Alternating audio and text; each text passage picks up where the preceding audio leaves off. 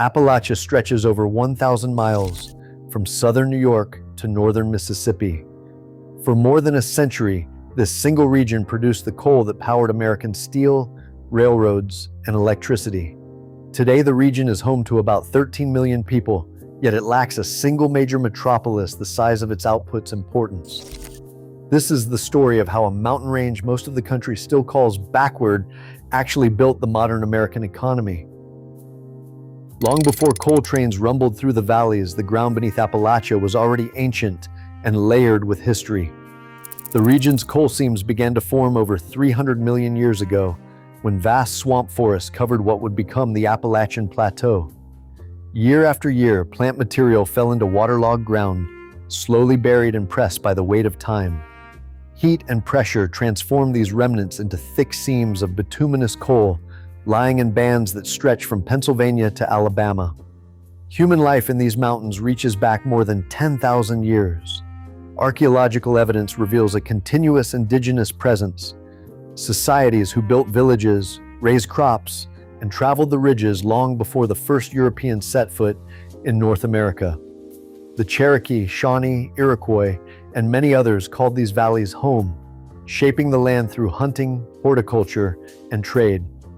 Their relationship with the region's resources was rooted in stewardship rather than extraction.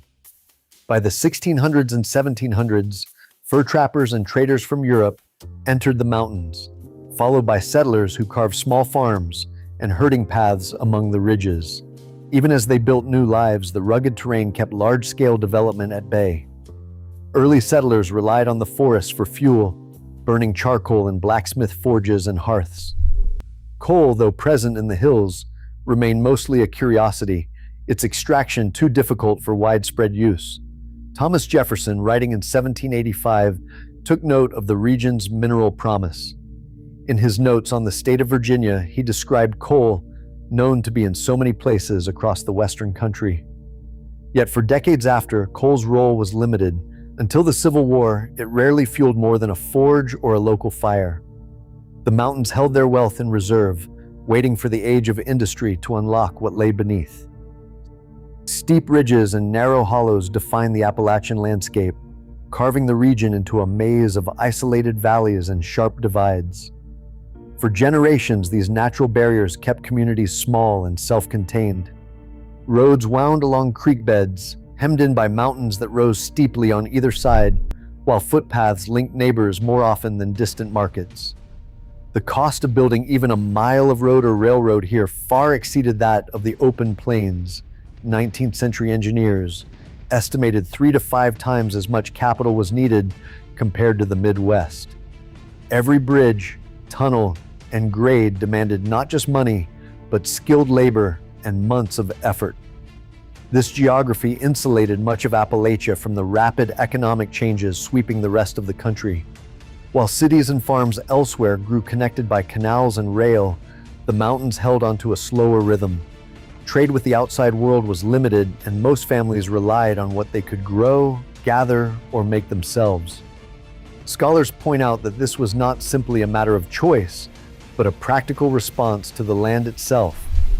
Over time, the challenges of the terrain encouraged a culture of self-reliance and mutual aid, traits that would persist even after railroads and industry finally arrived. The mountains shaped not only the economy but the social fabric of the region, forging a distinct identity rooted in adaptation to isolation. Railroad tracks began snaking through the Appalachian valleys in the 1870s, cutting through ridges and spanning hollows that had long kept the outside world at bay. Locomotives pulled more than freight. They carried the promise of industry and the hunger for coal. As factories and cities flourished after the Civil War, the demand for Appalachian coal soared. Railroads like the Chesapeake in Ohio and the Norfolk and Western raced to lay track deep into the mountains, not to connect old towns, but to reach the richest seams and timber stands. New settlements sprang up almost overnight, built around mines and depots rather than old crossroads or family farms. Historian Ron Eller describes how northern speculators and outside businessmen poured into the region, carving out vast holdings in timber and coal. By 1910, absentee investors controlled not just the best hardwood forests and the thickest coal seams, but a large share of the surface land itself. Land ownership surveys from the period show that much of West Virginia, Kentucky, and Tennessee's mineral rights were signed over to corporations based in Pittsburgh, New York, and beyond. The legal tools were broad-form deeds and fee-simple purchases, often written in ways that left local families with little recourse once the land changed hands. The cost of starting a coal mine was low enough to draw in small operators too. All across the southern mountains, small mines opened along new rail spurs, each one a fresh wound in the hills. The region's isolation faded as extraction took center stage. Where once there were only forests and scattered farms, now there were camps, tipples, and the constant rumble of trains hauling coal to the nation's furnaces. The mountains that had sheltered generations now became a frontier for outside capital, fueling America's industrial ascent, but at a price measured in land, labor, and the loss of local control. Coal companies did not simply open mines in the Appalachian Mountains, they constructed entire worlds. Across West Virginia, Kentucky, and Tennessee, operators built rows of company houses, schools, churches, and the all-important company store. Streets, often laid out in neat grids, were designed to keep workers close to the mine and under the watchful eye of the employer. Rent came straight out of pay. Medical clinics, ball fields, and even church buildings were provided by the company, reinforcing a sense of total dependence. Wages were often paid in scrip, a private currency minted by the coal operator.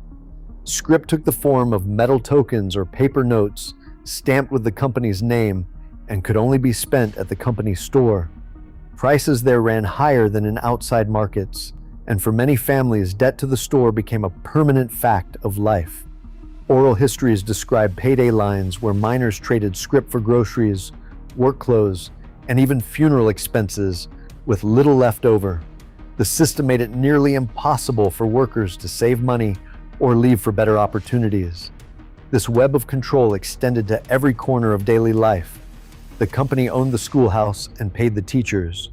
The company preacher led Sunday services. Even the baseball team wore uniforms with the mine's name stitched across the chest. Generations grew up in these towns where a father's job could determine whether a family kept its home or a child stayed in school. Contrary to stereotypes, these coal camps were far from homogeneous. Census records and company rosters show a workforce drawn from across the world. Welsh and Italian miners, Polish and Hungarian laborers, African Americans migrating north from Alabama and Georgia, and Latino workers arriving in the early 20th century. Company towns became unlikely crossroads, where dozens of languages and traditions mingled in the shadow of the tipple. The image of an isolated, all-white hillbilly Appalachia does not match the reality of these multicultural, interdependent communities. Coal miners across Appalachia faced dangers that reached far beyond the darkness of the shafts. In the early 20th century, as production soared in West Virginia, Kentucky, and Virginia, workers began to organize for their own survival. Demands for safer conditions, fair pay, and the right to form a union echoed through the hollows. Operators, determined to hold on to their power, painted these organizing drives as threats to the nation itself. They hired private detectives, armed guards, and at times called in the National Guard to put down strikes. The struggle was not contained to one county or state. From the hills of Mingo County, West Virginia, to the valleys of Harlan County, Kentucky, and into the coal fields of Virginia, the fight for dignity united a workforce that spoke many languages and came from every background. The company's grip was tight. Pay was often docked for equipment, rent, and scrip debts. Miners who joined the union risked eviction, blacklisting, or worse. In Harlan County, the violence reached a breaking point. The years between 1931 and 1939 became known as Bloody Harlan, a period when strikes, shootings, and bombings claimed lives and drew national attention. 13 deaths were officially recorded, but the scars ran deeper. Families driven from their homes, entire communities divided by loyalty and fear. Coal operators insisted that unionization would ruin the industry and destabilize the region. Yet the miners pressed on, supported by the United Mine Workers of America and a growing chorus of national voices. The passage of the Wagner Act in 1935 changed the legal landscape, finally granting miners the federal protection to organize and bargain collectively. It was a hard-won victory, achieved after decades of violence and sacrifice. Even then, many companies found ways to resist, but the law gave miners a foothold in their struggle for justice. The coal wars, fought in the shadows of the Appalachian Mountains, became a defining chapter in America's labor history, a testament to both the cost of exploitation and the power of collective action. Appalachian coal did more than light lamps or warm homes. It became the fuel that powered a nation's transformation. In the late 19th and early 20th centuries, the bituminous seams running from Pennsylvania through Kentucky and into Alabama fed the roaring furnaces of Pittsburgh's steel mills. Steel from these mills built the nation's bridges, skyscrapers, and warships.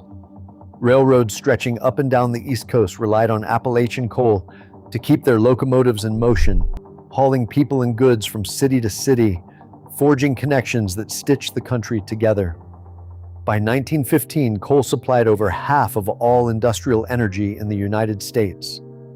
Factories, foundries, and textile mills across the country depended on a steady flow of Appalachian coal to keep assembly lines moving. When the First World War erupted, demand surged. The coal fields answered, sending millions of tons to fuel the war effort, powering munitions plants, troop trains, and steelworks that armed the Allies. The Second World War brought an even greater spike. By 1945, coal accounted for about half of all electricity generated in America, driving the machinery of total war and the promise of post-war prosperity. Appalachian miners worked double and triple shifts, some barely leaving the pits for days at a time. Wartime labor shortages drew tens of thousands of new workers into the mountains, swelling the population of mining towns and camps. In these years, coal mining employment in Appalachia reached its historic peak, with some states counting more than 100,000 miners underground and above. Yet while the mountains powered the country's rise, the benefits flowed outward. The profits from coal built fortunes in distant cities, funded new industries, and electrified the nation. For Appalachian communities, the work was grueling and the risk constant, but their labor kept the national machine running. The region's coal did not just heat homes or drive trains, it forged the backbone of modern America, even as the rewards often bypassed the hills where the work began. Machines began to replace miners on a sweeping scale in the 1950s, changing the face of work in the Appalachian coal fields. Continuous miners, massive steel-jawed machines, could chew through coal seams at a rate that would have taken a dozen men with picks and shovels days to match. By the 1970s, longwall mining systems made it possible to shear entire walls of coal in a single pass, sending tons to the surface with a fraction of the old labor force. Each new advance in mechanization promised higher productivity, but it also meant fewer jobs. Towns that once thrived on the shift whistle saw their ranks thin as one man, and a machine did the work of a crew. The pressure did not come from technology alone. By the end of the 20th century, natural gas offered utilities a cheaper and cleaner alternative for generating electricity. Federal regulations, especially the Clean Air Act and its amendments in 1970, 1977, and 1990, placed strict new limits on sulfur and mercury emissions, penalizing the high sulfur coal found in much of Appalachia. Utilities facing mounting costs began to shift away from coal, and the decline accelerated. The numbers in eastern Kentucky tell the story with stark clarity. Coal production in the region fell by 63% from its peak in 2000. In 2007, more than 13,000 miners worked the seams of Kentucky's hills and hollows. By 2022, that number had dropped below 2,800. The work did not disappear overnight. It was a long, grinding contraction, driven by machines, markets, and mandates.